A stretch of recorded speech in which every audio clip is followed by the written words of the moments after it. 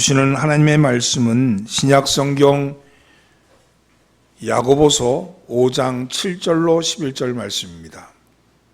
신약성경 야고보서 5장 7절로 11절 말씀입니다. 한 목소리로 봉독합니다.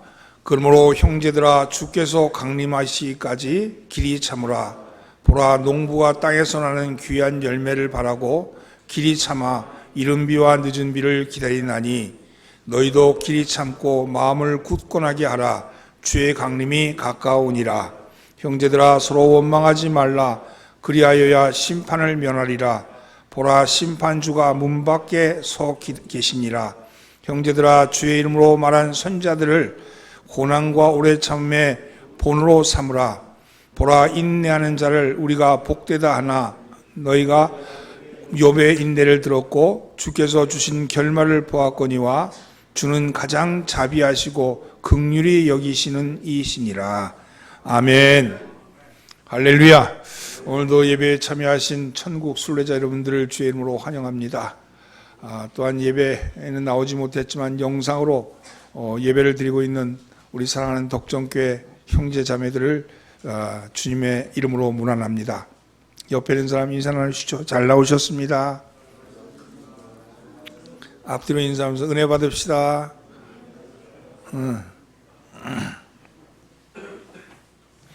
오늘은 무디교회 목사님이자 저명한 라디오 설교자였던 플레이더라는 분이 때때로 쓰는 예화 중에 한 예화로 말씀을 시작하려고 합니다.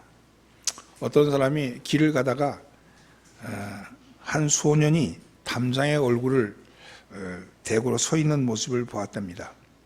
소년은 때때로 펄쩍펄쩍 뛰면서 소리를 지르기도 하고 한숨을 내쉬기도 하면서 있는 거예요.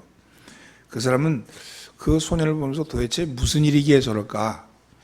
저 아이가 좀 미친 거 아닌가? 그런 생각을 했답니다.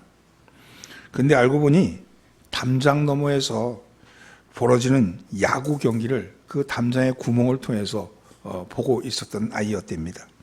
자기가 응원하는 팀이 이기면 팔짝팔짝 뛰고 좋아하고, 자기가 이기는 팀이 좋아하는 팀이 부진하면 한숨을 내쉬곤 그렇게 하고 있었다는 거예요. 지나가는 행인의 눈에는 보이지 않지만 그 아이는 담장 너머에 있는 다른 모습을 보고 있는 것이죠. 담장 너머 경기에 너무 열중한 나머지 아이는 행인이 어떻게 생각하는가 하는 것은 개의치 않았던 겁니다.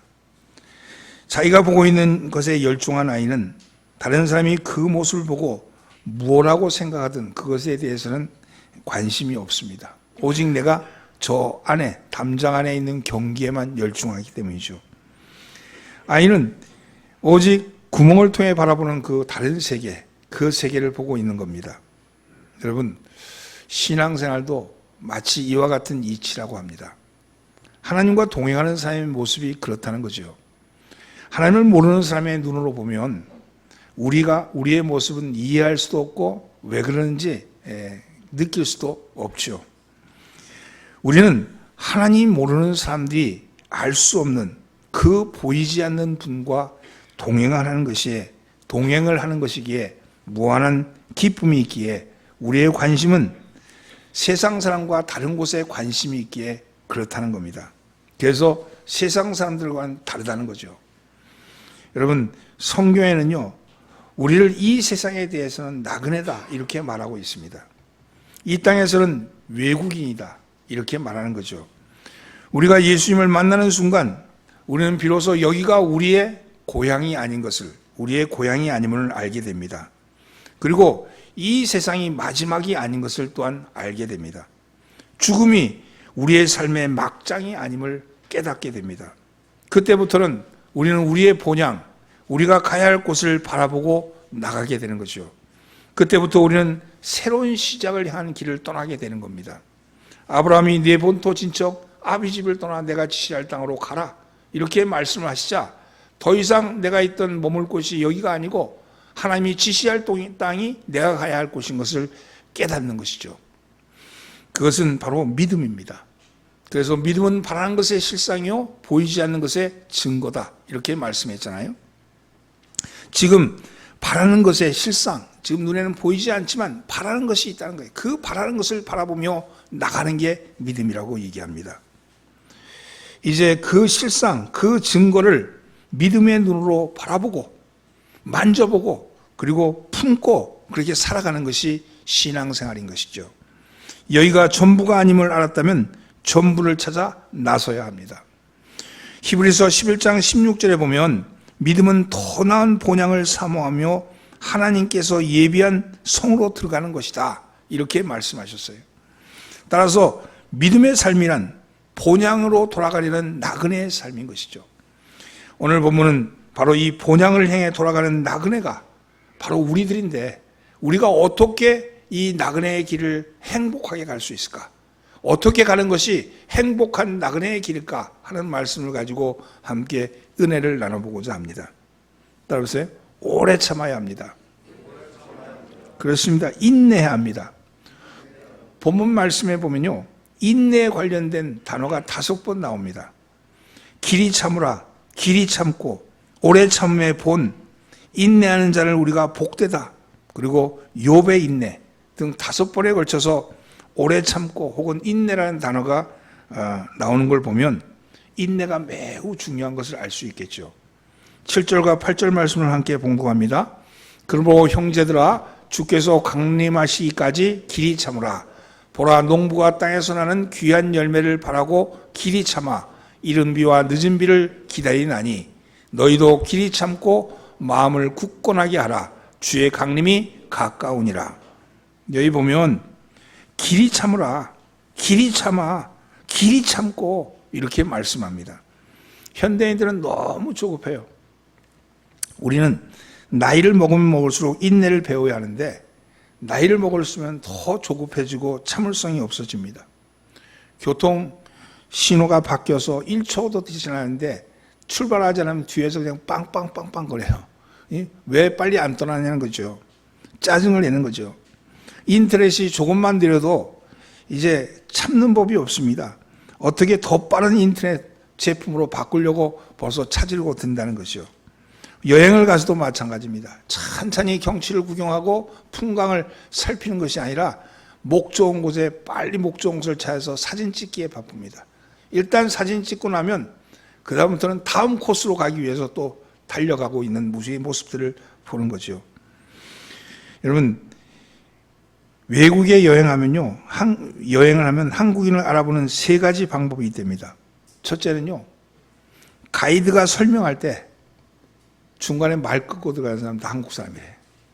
두 번째는요, 식당에 가서 음식을 빨리 달라고 재촉하고 또 음식이 나오면 20분 안에 다 먹고 그냥 나가는 게 한국 사람이래. 좋은 레스토랑에 가면요, 아주 좋은 레스토랑에 가서 그 레스토랑에 가는 이유는 그 레스토랑의 분위기도 보고 거기서 즐기기 위해서 가는데 우리는 그저 밥을 빨리 달라고 소리 지르고 레스토랑의 분위기는 전혀 보지도 않고 나가는 게 바로 한국인 등. 세 번째는요, 비행기가 도착하자마자 안전벨트를 제일 빨리 푸는 사람은 한국 사람이고 또 아직 도착하지도 않았는데 얘기도 멘트도 안 나왔는데 그냥 일어나가지고 짐을 그냥 끌어내리는 사람들은 한국 사람이라고 얘기합니다. 여러분, 빨리빨리 문화에 익수가 있죠. 이렇게 참을성이 없는 것은 교회에서도 나타납니다. 설교가 좀만 길어지면 이내 짜증을 냅니다. 우리 교회는 안 그렇지만 여러분, 기도를 하면서도요, 기도를 시작했다가도 빨리 응답이 오지 않으면 그러면 금방 기도의 회의를 품고 포기합니다. 성도는 농부처럼 믿고 기다릴 줄 알아야 합니다. 본문 7절을 보십시오. 그러므로 형제들아, 주의 강림하시기까지 길이 참으라. 보라, 농부가 땅에서 나는 귀한 열매를 바라고 길이 참아 이른 비와 늦은 비를 기다린다, 이렇게 말씀하잖아요. 기다릴 줄 알아야지 열매를 맺습니다. 일전에 어떤 뉴스를 봤는데 어느 아버지가 초등학생 아들이 공부를 못한다고 마구 때려서 그래서 아이가 죽고 말았답니다. 아니, 공부시키는 이유가 그 아이가 잘 되라고 공부시켰는데 공부 안 한다고 때려 죽이면 되겠어요? 이게 자기 승질을 참지 못하는 거죠. 자식 농사도요, 참고 기다릴 줄 알아야지 열매를 맺습니다. 자식을 키우다 보면 처음부터 잘 나가는 자식도 있지만 대기만성형 자식인 경우도 많이 있어요. 어렸을 때는 별로 그 두각을 나타내지 못했지만 나이가 들어가면서 그러면서 점점 사회생활하면서 훨씬 더 잘 나가는 자식이 있습니다. 여러분, 학교에 공부 좀 못한다고 너무 그러지 마세요. 그거요 잠깐이에요. 우리 인생이요 공부가 아니거든요.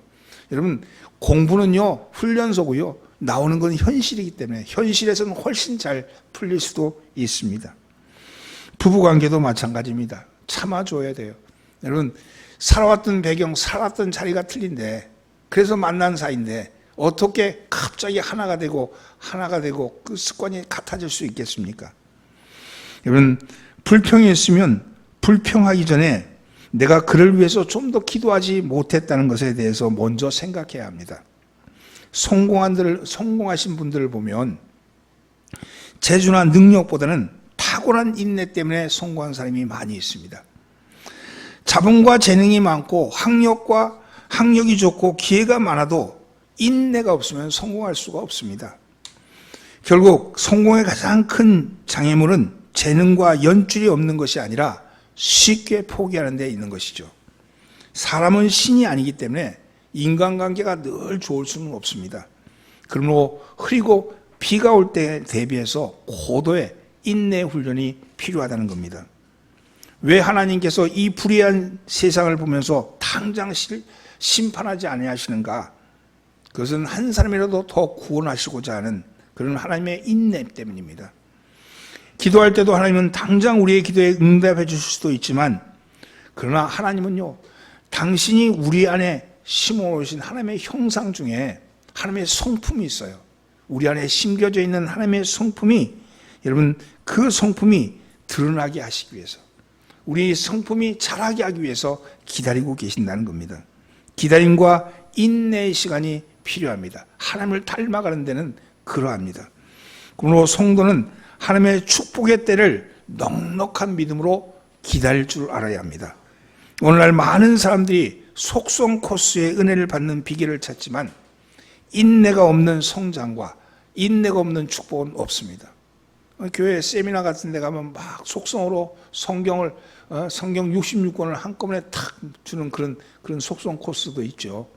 그런데 있잖아요, 여러분, 성경은요 날마다 말씀을 읽고 말씀이 나를 보게 하고 그리고 말씀 속에 내가 들어가는 거지, 그렇게 속성으로 알아서 성경이 알려지는 건 아니거든요. 그렇게 배운 세미나에 가서 일주일 만에 본 성경은요 나와서 일주일 후에 다 잊어버려, 다 사라져버려요. 여러분, 말씀 하나하나를 집어먹으면서 그 말씀이 나에게 뭐라고 말씀하시는가, 하나님이 나에게 어떻게 나에게 지시하시는가, 나와 어떻게 함께 하시는가, 그것을 깨닫고 느끼고 그렇게 해가야 합니다. 오늘 8절 본문에 보면 마음을 굳게 하라 이렇게 말씀이 되어 있잖아요. 이 마음을 굳게 하라는 말은 마음을 굳게 고정시켜라 이런 말씀이죠. 벽에 잘 박힌 모처럼 단단하게 제자리를 잡고 서 있어라 이런 말씀입니다. 여러분, 교회 신앙생활을 하는데도 마음이 흔들린다면 그 흔들림이 내 내면에서 오는 것인가 아니면 밖에서 오는 것인가, 여러분 분별하셔야 합니다. 그런데 대다수 밖에서 오는 것이 아니라 내 속에 있는 것을 알게 됩니다. 내 마음이 흔들리니까 신앙도 흔들리고, 내 마음이 흔들리니까 내 삶도 흔들리고, 내 마음이 흔들리니까 세상이 다 흔들려 보이는 것이죠. 여러분, 내 마음을 굳게 하십시오. 적은 내 안에 있다는 말이 있지 않습니까? 여러분, 인내를 막는 적은 밖에 있는 것이 아니라 내 안에 있다는 것을 여러분 아셔야 합니다. 인내하는 삶을 살기 위해서는 목표에 눈을 떼서는 안 됩니다. 목표의 마음을 고정시켜야 합니다. 사명을 잃은 성도가 배교합니다. 여러분, 배를 타고 항해를 하는데 바다가 늘 잔잔할 수는 없잖아요. 때로는 비가 오고 때로는 폭풍이 치고 때로는 큰 파도가 덮치기도 합니다. 그런데 우리가 탄 배의 선장은 예수님, 우리 주님이라는 사실을 잊지 마시기 바랍니다. 이 배의 선장은 내가 아니고 우리 주님이시다. 우리 주님이시다. 여러분, 내 힘으로 아무것도 할 수 없음. 내가 이 파도를 어떻게 만나며 이 폭풍을 어떻게 잠잠케 하며 하나님 이 물결을 어떻게 내가 잠재울 수 있겠습니까? 내가 할 수 있는 것은 아무것도 없다. 이 배의 선장은 주님이시다. 이 배의 선장은 주님이시기 때문에 내가 기다릴 수 있고 인내할 수 있습니다. 왜냐하면 여러분 아직까지 이 배가 폭풍이 친다 할지라도 주님이 가만히 있으면 아직까지 문제가 없다는 것 아니겠습니까? 여러분 주님이 선장 되신 것을 믿으면 어떤 폭풍이 오더라도 이길 수 있습니다. 여러분 이기시기를 예수님으로 축원합니다. 인생의 삶을 사는 데는요 네 가지의 것에 대해서 초점을 맞추지 마셔야 합니다. 네 가지의 것을 초점을 맞추는 게 아니고 초점을 네 가지의 것에 맞추지 말아야 합니다. 첫째는 환경에 초점을 맞추지 마십시오. 내가 살고 있는 이 환경이 내가 어렵게 했다. 네 환경만 좀 풀리면 잘 될 텐데 이 환경이 문제다. 이렇게 생각하지 마십시오. 환경을 탓하면요 열등감이 나를 지배하게 됩니다. 환경 때문에 그래. 내가 태어난 배경 때문에 그래. 내가 살다 보면 이 누구누구 때문에 그래. 이렇게 시작하면 계속 나에게 열등감이 덮쳐오게 됩니다. 두 번째는요 자신에게도 초점을 맞추지 마십시오. 나 같은 게 뭘, 나는 지지도 못한 놈이야. 난 여자로 태어났으니까 나는 왜 이래 형, 이렇게 생각하면 자기 연민이 자기를 늪에 빠뜨립니다. 내가 불쌍한 거야. 내가 나를 보니까 불쌍한 거야. 그때부터는 자기 연민에 빠지고 맙니다. 세 번째는요 남에게도 초점을 맞추지 마십시오. 비교하지 말라는 거예요. 그 사람이 하는 건 그 사람이 하는 거야. 장사를 하는데 옆에 있는 사람 집이 잘 돼. 왜 우리 집은 안 될까? 저 집은 잘 되는데. 그렇게 시작하면요 더 안 돼요. 그 집은. 여러분 저 사람이 잘 되는 건 그 잘 된 이유가 있는 거고 내가 안 되는 건 내가 안 되는 이유가 있는 거죠.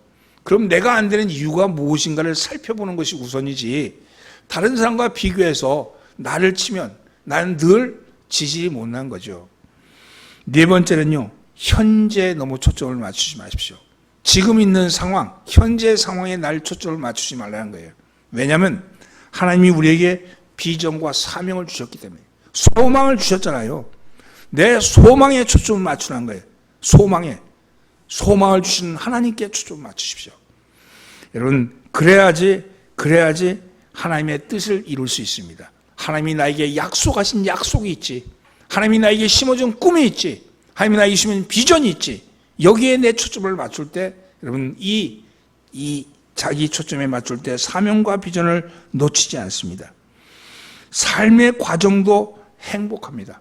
여러분 오늘 살아가는 삶의 과정이 행복하고 결국 축복받는 삶을 살아가는 것이죠. 사랑하는 성도 여러분, 나를 바꾸지 않으면 세상은 바뀌지 않습니다. 나를 바꾸지 않으면, 내가 변화되지 않으면 세상은 변화되지 않습니다. 인내는요 세상을 바꾸기 전에 나를 먼저 바꾸는 힘입니다. 인내한다는 것은 세상을 바꾸기 전에 나를 바꾸는 힘이다. 오직 우리의 목자 되시는 주님께 내 마음을 고정하시고 주님 외에는 다른 것에 눈 돌리지 마시고 주님의 약속의 말씀에 내 삶의 목표를 맞춘다면 여러분 하나님이 여러분을 지키시고 복을 보실 줄 믿습니다. 여러분 축복받는 삶이 되기를 예수님으로 축원합니다. 기둘려. 여러분 기둘려. 여러분 어떤 문제가 생길 때 이거 꼭 기억하세요. 기둘려. 나를 두들기면서 좀 기둘려. 너무 조급하지 말고 너무 낙심하지 말고 너무 절망하지 말고 너무 안 된다고 안달복달하지 말고 날 향해서 내 영혼을 향해서 기둘려. 하나님의 때를 기둘리는 여러분 되기를 주의 이름으로 축원합니다. 두 번째는요 따라서 원망하지 말아야 합니다. 9절 말씀을 함께 봉독합니다. 형제들아 서로 원망하지 말라. 그리하여야 심판을 면하리라. 보라 심판주가 문 밖에 서 계시느니라. 성도는 아무리 큰 시련을 만난다 할지라도 여러분 자기 허물과 죄보다는 하나님이 시련을 적게 주셨다고 생각하십시오. 그런 생각을 해야지 시련 중에도 원망하지 않고 감사할 수 있습니다. 내 죄와 허물보다 내가 맞아야 할 매보다 덜 맞고 있다. 난 100대 맞아야 되는데 내가 생각할 때는 하나님이 50대만 때렸다 그러면 감사하죠. 그렇잖아요. 여러분, 그런 자세에 있어야지만이 하나님의 심판을 면할 수 있다는 겁니다. 에레미야 애가 3장 39절에 이런 말씀이 있습니다. 살아있는 사람은 자기 죄로 벌을 받나니 어찌 원망하랴. 살아있는 사람은 자기 죄로 벌을 받나니 어찌 원망하랴. 여러분, 그렇습니다. 사람이 자기 허물과 죄를 생각하지 않고 하나님을 원망하면 되겠느냐, 이 말씀이죠. 고난이 오면 원망 대신에 자기 자신의 허물과 죄를 살펴보는 게 먼저입니다. 그리고 내게 회개거리가 없는가? 내게 잘못한 것은 없는가? 내가 하나님 앞에 교만했던 적은 없는가? 내가 하나님 앞에 자만한 적은 없는가? 여러분, 자기를 먼저 돌아보죠. 그리고 그 고난이 죄와 허물 때문이 아니라는 것이 아니라고 확신한다면, 하나님이 나를 성숙해 하기 위한 연단이구나. 하나님이 나를 더 한 단계 올리시기 위한 여러분 훈련이구나. 이렇게 생각하면서 시련 중에도 하나님의 주권을 인정하면 감사하죠. 연단 다음엔 축복이잖아요. 연단 다음엔 축복이잖아요. 내가 이 시련, 이 연단을 지내고 나면 정금같이 나오리라고 그렇게 말씀하시잖아요. 그렇다면 내게 오는 고난도 축복이에요. 고난도 축복이죠. 사람이 자기 허물과 죄는 생각하지 않고 늘 하나님만 원망하고 하나님을 쳐다보면서 여러분 탓하고 있으면 여러분 심판을 면하지 못한다. 이렇게 말씀합니다. 퀴시너라는 목사님이 계시는데 이 목사님은 아름다운 여인과 만나서 결혼을 했답니다. 행복한 신혼생활이 지나고 아기가 생겼어요. 근데 아기를 낳고 보니까 3개월 만에 이 아이가 이상한 병에 걸린 것을 발견했습니다. 조로증이라는 병이었어요. 조로증이라는 것은 그 성장이 딱 멈추고 그때부터 늙어가는 병이에요. 늙어가는 병. 여러분, 기가 막힌 일이죠. 이 병을 고치지 않으면 10년밖에 안 살아도 100년 산 것 같이 늙어간다는 거예요. 이게 몸이 계속 늙어가는 거죠. 성장은 멈추고 늙기 시작한 상태로 10년을 살다가 죽는다고 생각해 보십시오. 여러분, 목사님은 밥 숟갈조차 한번 들지 못하고 그렇게 늙어가는 죽어가는 그 아들을 바라보면서 10년을 돌봤습니다. 그리고 마침내 장례를 치르고 돌아와서 교회에 엎드려서 통곡을 합니다. 하나님, 어떻게 나에게 이런 통곡을 하는 거죠. 그러면서 기도하는 중에 하나님의 깨달음을 주셨다고 합니다. 그래서 그 깨달음을 가진 책을 썼는데 그것이 왜 착한 사람에게도 이런 고난이 있는가 하는 그런 책이었습니다. 왜 착한 사람에게도 이런 고난이 있는가? 첫째는요, 고난은 보편적이라는 거예요. 고난은 보편적이라는 거예요. 고난당하는 사람을 살펴봤더니 악한 사람이나 안 믿는 사람에게만 고난이 있는 것이 아니라는 사실을 알았습니다. 믿는 사람, 충성된 사람에게도 고난이 오고 있더라는 거예요. 하나님께서는 믿는 사람이나 안 믿는 사람이나 여러분 고루 햇빛과 비를 주시듯이 고난도 그렇게 하더라는 거예요. 다만 차이가 있다면 안 믿는 사람에게 고난은 고통이지만 믿는 사람에게 고난은 의미라는 거예요. 의미. 고난 속에서 뜻을 발견하게 된다는 거죠. 안 믿는 사람에게는 그 고난이 견디기 힘든 고통이지만 믿는 사람에게는 그 고난이 의미를 주는 거예요. 내 삶에 의미를 주더라는 거예요. 두 번째는요, 하나님은 복을 주시는데 100% 주는 사람은 없더라는 거예요. 100% 복을 주는 사람은 없더라는 거예요. 행복하다고 말하는 사람들의 집을 방문했는데 그곳에도 고민거리, 고난거리, 시련거리, 이런 고통거리가 있었다는 사실입니다. 불만거리가 여전히 있어요. 100% 행복한 사람은 없다는 사실을 알았대요. 세 번째는요, 고난에는 반드시 하나님의 뜻이 있다는 것을 알았답니다. 그 뜻을 빨리 찾으면 고난도 빨리 극복할 수 있고 그 답을 찾지 못하면 답을 찾을 때까지 고통이 된다는 사실을 알았답니다. 바울은 고난에 대한 해답을 자족이고 적응이라고 그렇게 말씀했습니다. 빌립보서 4장 12절 말씀에 나는 비천에 처할 줄도 알고 풍부에 처할 줄도 알아 모든 일 곧 배부름과 배고픔과 풍부와 궁핍에도 처할 줄 아는 일체의 비결을 배웠노라 이렇게 말씀했어요. 그렇습니다. 바울은 고난에 대한 해답을 자족하는 것이고 적응하는 것이라고 그렇게 얘기합니다. 비결을 알았다 그렇게 얘기해요. 네 번째는요, 자신이 고난을 당해보지 않고는 다른 사람의 고난을 이해할 수 없었다는 거예요. 여러분들에게 고난이 닥쳐올 때 저 사람이 날 이해해 줄 것이다, 이거는요 그냥 피상적인 거예요. 고난은 결국 내 개인이 짊어지는 것이고, 조금 이해한다는 사람은, 같은 고난을 겪은 사람은 그 심정은 이해할 수 있겠죠. 여러분에게 고난이 닥쳐올 때 그 고난을 고난으로만 끝나지 마십시오. 거기에 하나님의 뜻을 발견하시고, 내가 병들었다면 그 병든 것에 하나님의 뜻이 있다. 내게 어려움을 닥쳤다면 이 어려움에 대한 하나님의 뜻이 있다. 이것을 믿으시기 바랍니다. 구원을 받았다는 것은요, 하나님께서 나의 인생을 책임져 주시고 나의 인생을 당신의 자녀로 끝까지 살펴주신다는 거 아니겠어요? 그렇다면 내게 일어나는 모든 일들이 하나님의 뜻, 하나님의 뜻이 아니면 일어날 일이 어디 있겠습니까? 여러분, 성도의 고난은요, 인간의 손에 있거나 마귀의 손에 있는 것이 아니라 하나님의 손에 있다는 사실을 기억하셔야 합니다. 그렇기 때문에 우리는 고난을 당할 때 하나님을 바라보셔야 돼요. 마귀를 바라보지 말고, 마귀 때문이다 그러지도 말고, 나 때문에, 사람 때문에 그러지도 말고 하나님을 바라보셔야 합니다. 위의 것을 바라보셔야 합니다.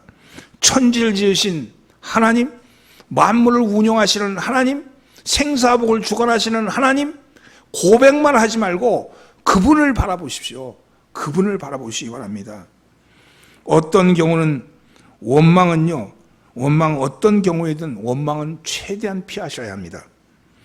원망은 막 주려고 하시는 하나님의 축복을 결정적으로 막을 수가 있기 때문입니다. 그러므로 끝까지 참고 누구도 원망하지 마십시오.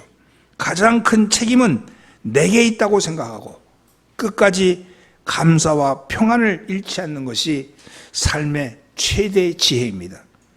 현재의 힘든 처지를 원망하면 고난의 물줄기는 더 굵어지지만, 현재 힘든 처지에 감사하면 하나님은 그 고난의 물줄기를 축복의 물줄기로 바꾸신다는 겁니다.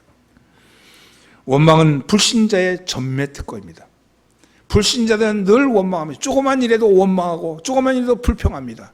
근데 이것은 마귀의 전매 특권이에요.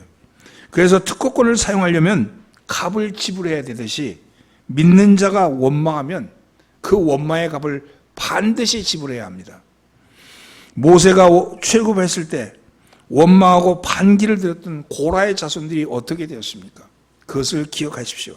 원망은 마귀가 우리에게 쓰는 가장 강력한 무기 중에 하나입니다. 오늘 여러분, 원망하지 마시기를 예수님으로 축원합니다. 원망의 반대는 감사죠. 감사. 감사하는 여러분 되기를 주의 이름으로 축원합니다. 그래서 원망하지 말고 감사해야지. 이번 주간은 원망하지 않는 주간, 이번 주간은 감사하는 주간 되기를 주의 이름으로 축원합니다. 세 번째는요, 따라서 최후의 승리를 믿어야 합니다.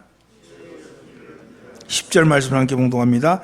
형제들아, 주의 이름으로 말한 선지자들로 고난과 오래 참음의 본을 삼으라.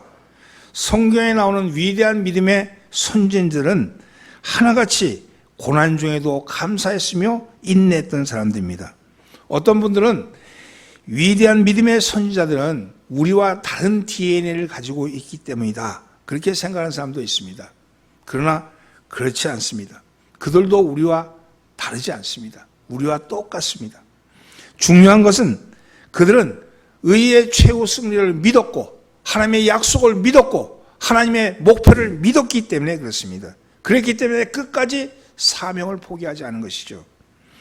예레미야 선지자는 너무도 힘들어서, 너무도 고통스러워서, 자기의 상황이 눈물에 선지했던 예레미야, 늘 핍박을 받던, 뭘 하더라도 계속 핍박만 다가왔던, 그래서 따돌림도 하고 외톨이가 되고, 그리고 그가 말하기만 하면 사람들이 치고 때렸던, 그래서 말했던 눈물로 지냈던 이 예레미야 선지자도 너무도 힘들어서 이런 고백을 합니다. 예레미야서 15장 18절에 나의 고통이 계속하며 상처가 중하며 낫지 아니하면 어찌미니까?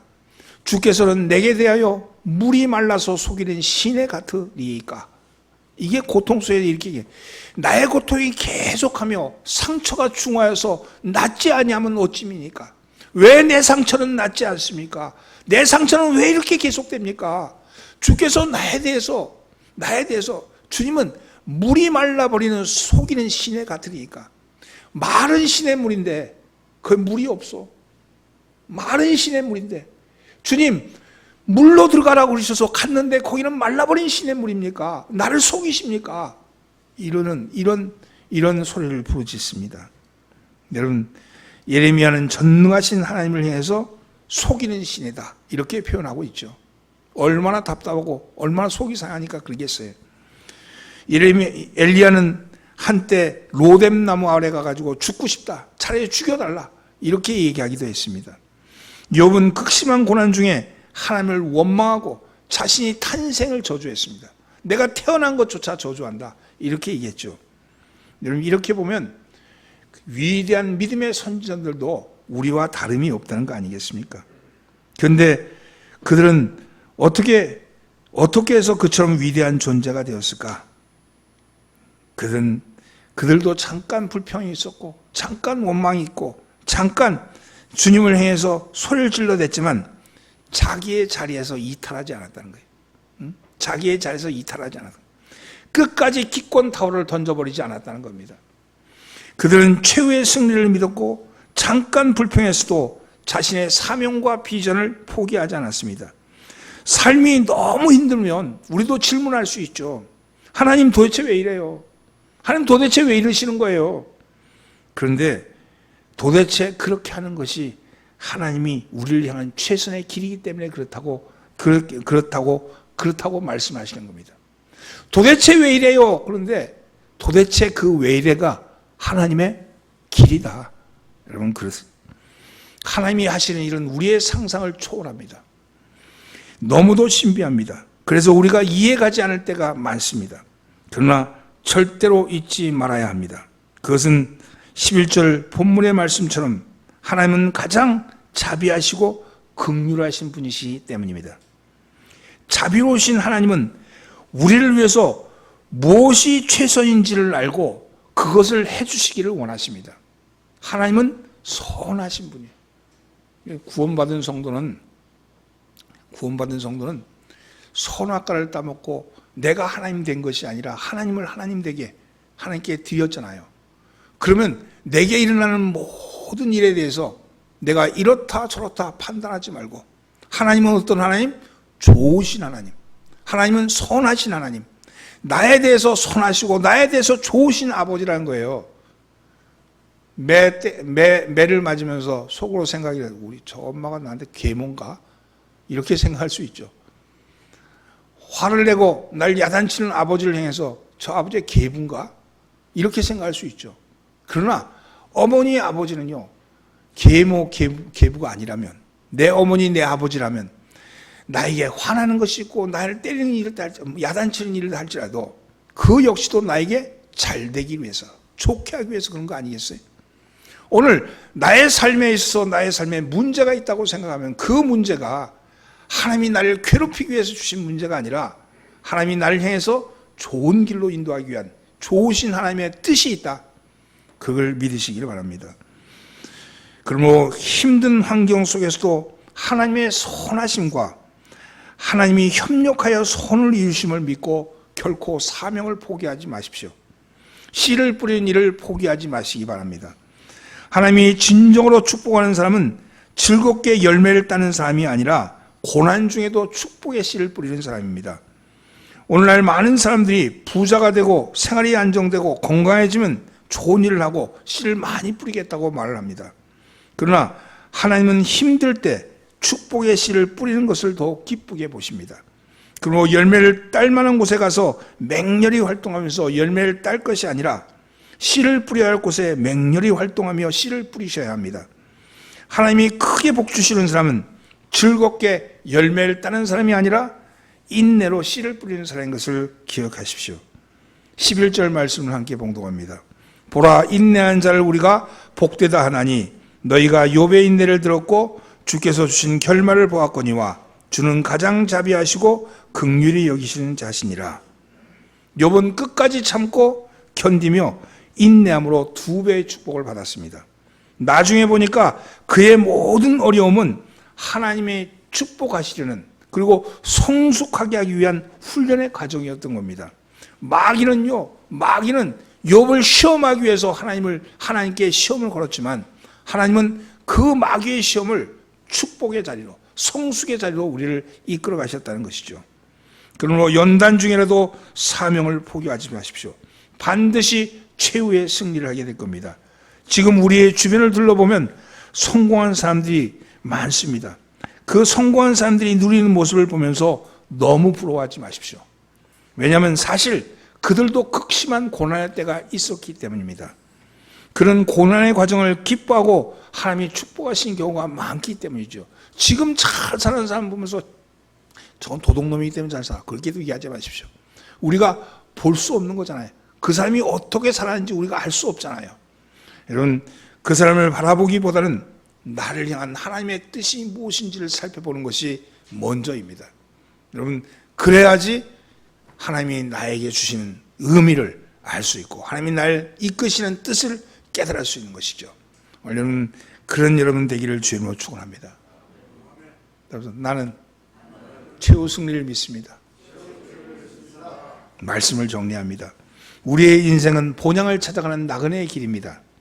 나그네의 길을 가는 동안에 행복하기 위해서는 어떻게 해야 할까요? 먼저 오래 참으셔야 합니다. 기다리셔야 합니다.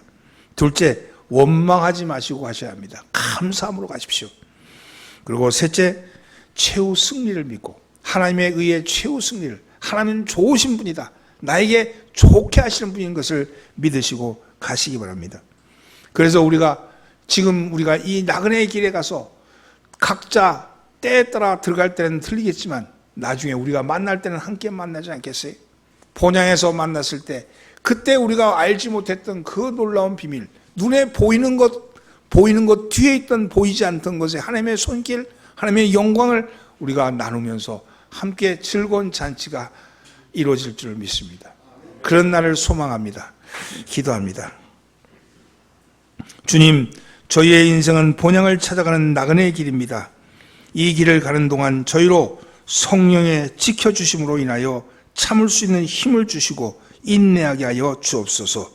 원망보다는 감사가 넘침으로 저희의 삶이 윤택하게 하여 주옵소서.